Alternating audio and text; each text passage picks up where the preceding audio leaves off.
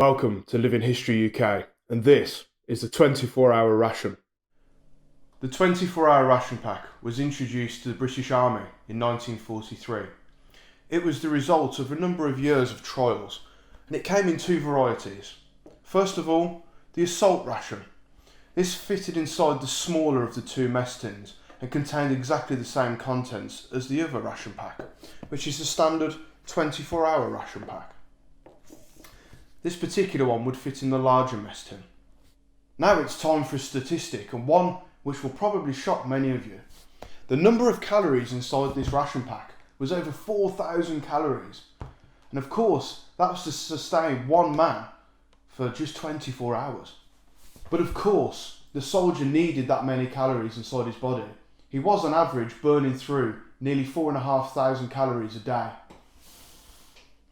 So, when was the ration pack carried by troops in the field? Well, it was issued when the troops were going into what was called the assault, or they were taking part in an operation. A great example of this would be the 6th of June 1944, which of course is D-Day.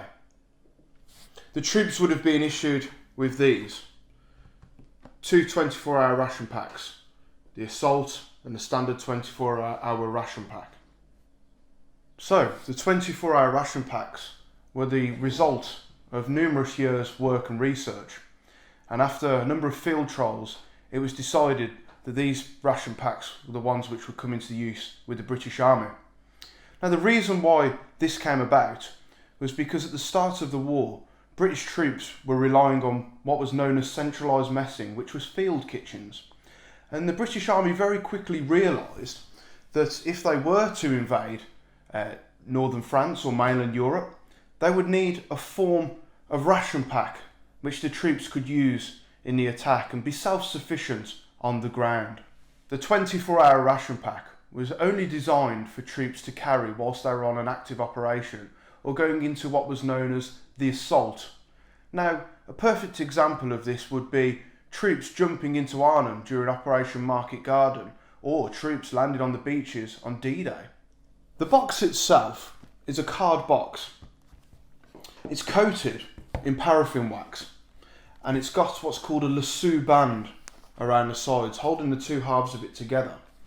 The main reasons that it was coated in paraffin wax were that it protected it from the elements, but it also was an anti-gas measure as well, and that was very important because that meant that the contents could still be eaten even if gas was being used by the enemy. So, we've talked about the box itself and how it came into being. Now let's get down to the juicy stuff and see what's inside. First of all, we need to take off the lasso band.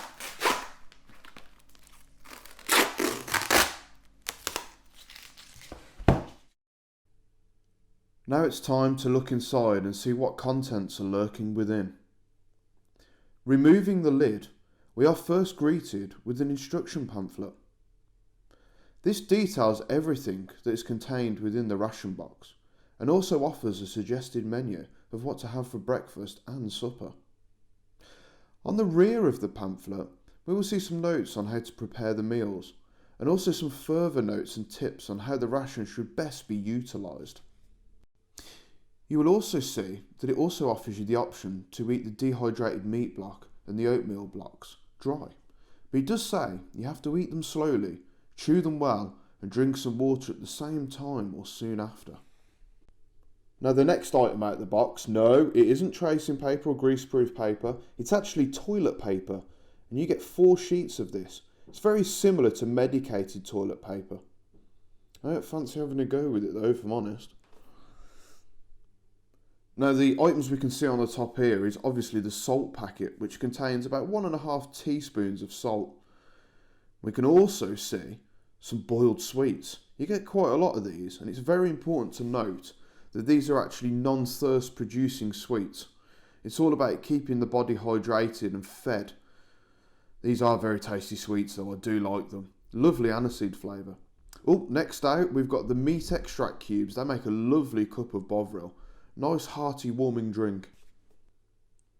So 4 sugar cubes here. You put these in your tea, or even better, put them into your oatmeal for breakfast. Give you a real sugar kick first thing in the morning, just what you need for a hard day's marching.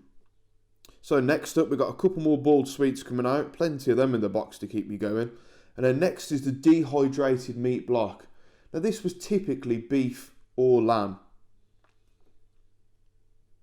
It's wrapped in brown paper. And it's a formed block. Again, dehydrated. Oh, a couple more boiled sweets. God, they're multiplying. Next up, tea blocks. There's 8 of them, 8 cubes. 4 of those cubes will make 1 pint of tea. So you have 2 pints of tea a day, essentially. Another boiled sweet, and another. Blimey, there's loads. Oh, now we've got the bread substitute. These are service biscuits made from wholemeal flour, or, to be authentic, national flour. There's quite a few of them. Great to dip into your gravy that's with your meat block. Oh, might recognise these. 2 packs of peppermint chewing gum. And then 3 bars of chocolate. 2 of them are raisin chocolate bars, and the third one is a vitamin-enriched chocolate. I do like chocolate.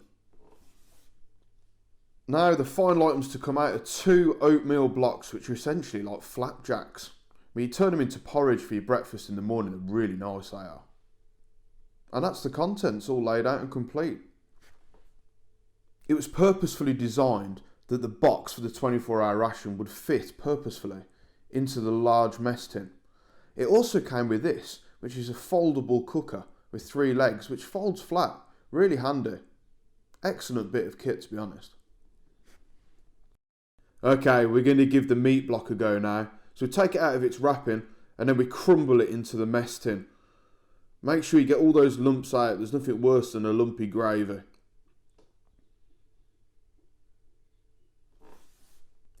Once that's all crumbled up, it's time to add the water. In which case, half a pint needs to be added to the meat block. So that goes straight in. And you need to give it a good stir now for between 3 to 4 minutes. Once you've given it a good stir, it should look like this. No, it's not dog food. It's just a very, very thick gravy. Okay, next up is tea like you've never seen it before.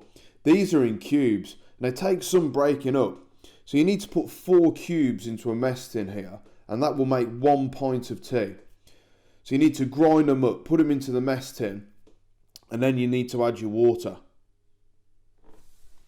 Okay, once they're all broken up, it's time to add a pint of boiling hot water. You're going to need to give this a really good stir and make sure all those tea blocks are broken up. Should take about 4 or 5 minutes for it to brew properly. That's the tea ready to rock and roll. Don't look too bad really, does it? Does it? Okay, so while that tea's brewing, we're going to make the oatmeal. First you need to get the blocks and break them up into your mess tin. This takes a bit of elbow grease.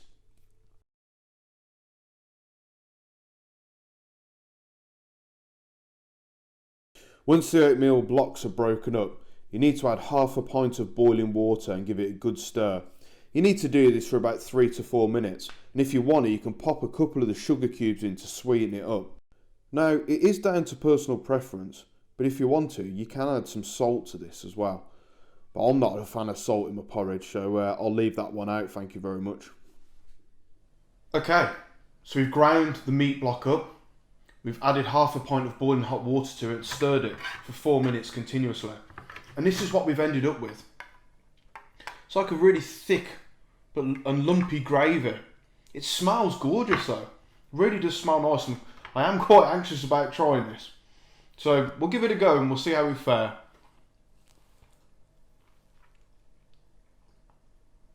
Wow. That is very, very salty. But very rich at the same time. It's strangely Moorish, shall we say. You can definitely understand in the instructions what they say. If you do eat the block dry, you've got to chew it well. Eat it slowly, and you've got to drink plenty of water with it as well. I can certainly appreciate why. It is very, very salty.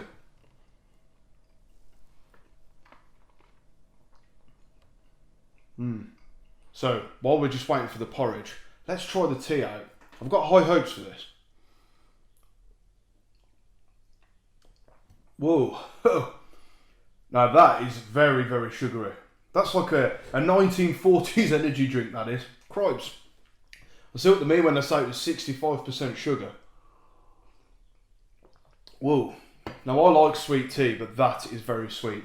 That must have the equivalent of about 8 spoonfuls of sugar in, which is absolutely nuts, but back then it made total sense. Of course, the cup of tea, you were meant to have 2 cups a day. You had 8 cubes in your tea packet. 4 cubes made 1 pint of tea. And the idea was to have a cup of tea at your lowest point. So typically, that was 2 points in a day. So one would be dawn, when you first get up and you're cold and miserable, being lying in a slick trench overnight.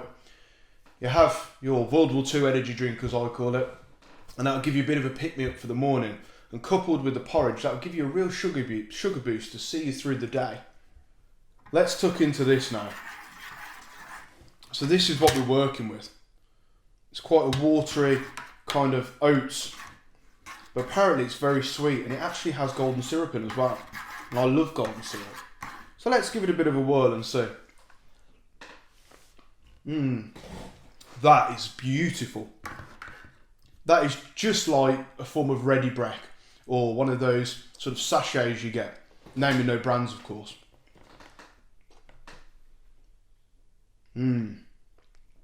That is beautiful. It's very sweet, very tasty, and I could quite happily eat that all day long. That is beautiful. So we'll briefly touch on the suggested menu.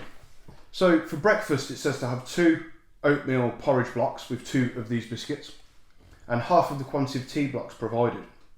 It says that after breakfast you should remove 2 or 3 of these biscuits, the 3 packets of chocolate, chewing gum and sweets, and place them in convenient pockets. Now for the airborne troops, such as those who were at Market Garden, they would have used their Denison smock and filled their pockets up with those items. Much more practical when in the field. For supper, it recommends a meat block with some biscuits and the 1/2 of the quantity of tea blocks, and then any sweets or chocolate etc. left over from the day. Now one thing I do love about this ration pack is just how flexible it really is. I mean, take the chocolate for example. You could melt one of these blocks of chocolate down and create a nice chocolate drink. Or you could put some of the chocolate in with your oatmeal and have chocolate oatmeal. Napoleon famously said that an army marches on its stomach, and I have to agree. And to be honest, if I was being fed this quality food, I'd quite happily march anywhere.